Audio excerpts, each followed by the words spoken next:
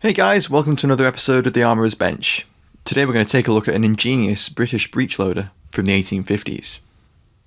Designed by London gunmaker Frederic Prince, Prince's rifle uses a sliding barrel action to allow breechloading. Patented in February 1855, Prince offered his rifle to the British Army. They tested it in the summer of 1855, where it outshot the then standard Enfield 1853 pattern rifle musket. Prince's patent for the system was granted on the 21st of February 1855. Between 1854 and 1859, he patented no less than 8 improvements to small arms, for everything ranging from actions to manufacturing processes, and even improvements to metallurgy. Prince worked as a gunmaker in London throughout the 1850s, for a time in a partnership with William Green, with premises on New Bond Street. Prince's system uses a sliding barrel to allow the breech to open. This allows a paper cartridge to be loaded into the breech. Once the breech is closed, the percussion lock can then be capped. The hammer is fully cocked, and then the rifle was ready to fire.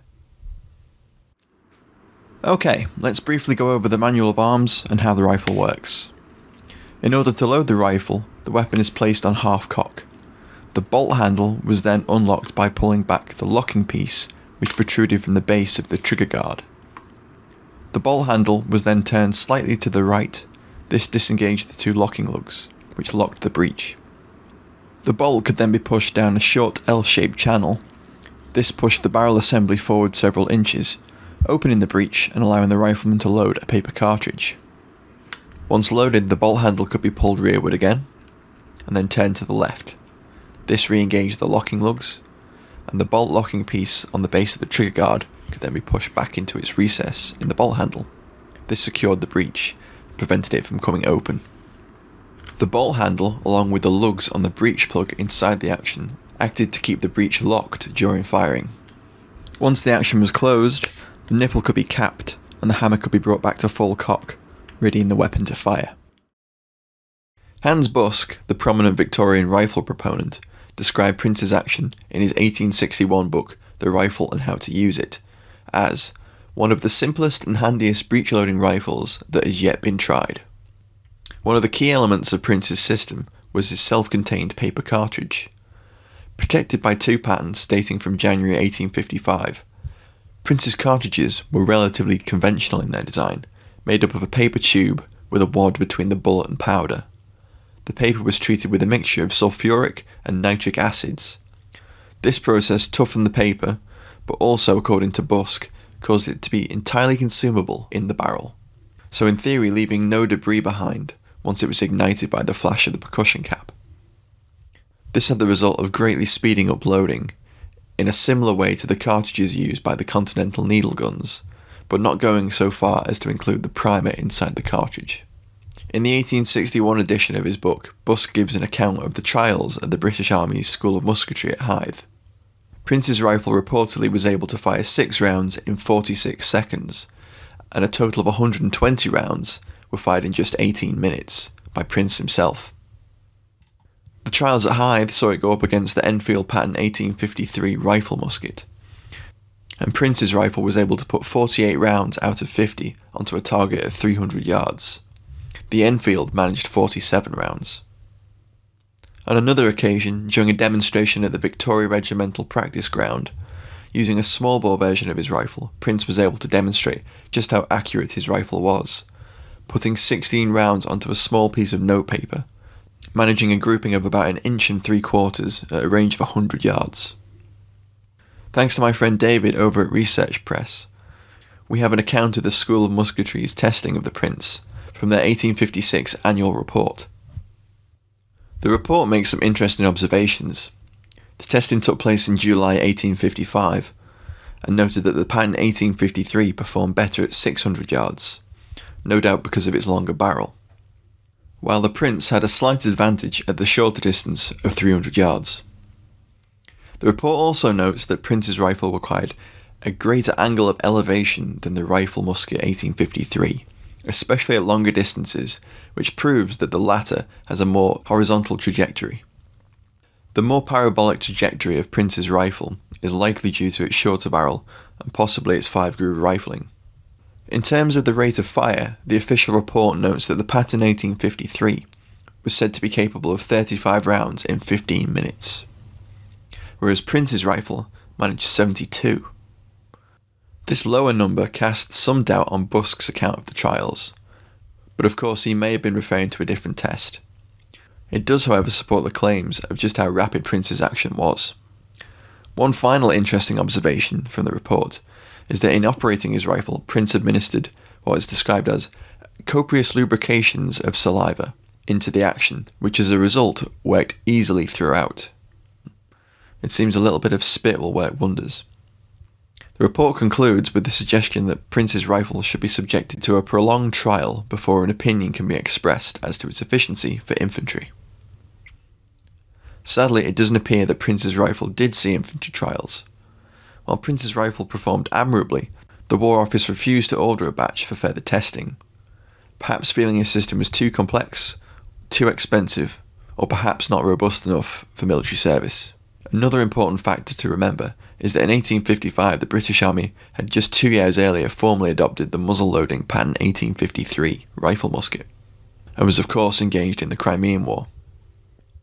Prince's action was undeniably ingenious. It's a testament to the belief in his design that in 1858, 3 years after it had first been rejected, a group of prominent London gunmakers, including Manton, Wilkinson, Samuel Nock and Parker Field, petitioned the Department of the Master General of Ordnance to reconsider their decision in a testimonial published in the Field magazine in April 1858. They argue that they wished to see the most effective weapon in the hands of our soldiers, describing Prince's rifle as the best we have seen. Several of these gunmakers, including Manton and Wilkinson, later went on to produce rifles based on Prince's system. The rifle we're examining today was made by Robert S. Garden, another London gunmaker. From the rifle's sling swivels and ladder rear sight graduated out to 1,000 yards, we can theorise that the rifle was possibly made for one of the many volunteer rifle units that were common in Britain in the late 19th century.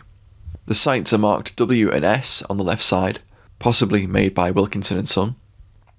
The rifle embodies all the major components of Prince's system. It has a flat-faced trigger guard, a bolt handle which is pushed to the left to unlock the action, and a back-action percussion lock, with Garden's maker's mark. The back-action lock leaves more room around the breech to ensure strength of the stock.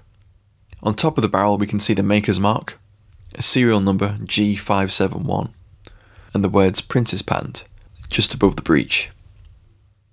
We can also see the rifle's rubber obturator on the front of the breech plug. This helps seal the rifle's breech and prevent gas venting. Despite the lack of military interest, a survey of surviving examples of rifles using Prince's action show that a large number of gunmakers made rifles based on his system, although how many exactly were made remains unknown. These gunmakers include Prince's own company, Prince and Green, as well as Wilkinson's, E. M. Riley, Robert S. Garden, Manton and Sons, and Hollis and Sheath. The London Armoury Company also took on a manufacturing licence for Prince's action in 1861, but it's unknown if any were ever produced before the company collapsed in 1866. Many Prince's pattern rifles were made for civilian sporting use.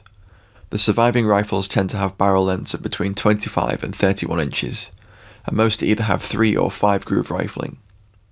The rifles are made in various calibers ranging from the British Army's .577 to the much smaller Rook and Rabbit guns in 24 and 37 caliber.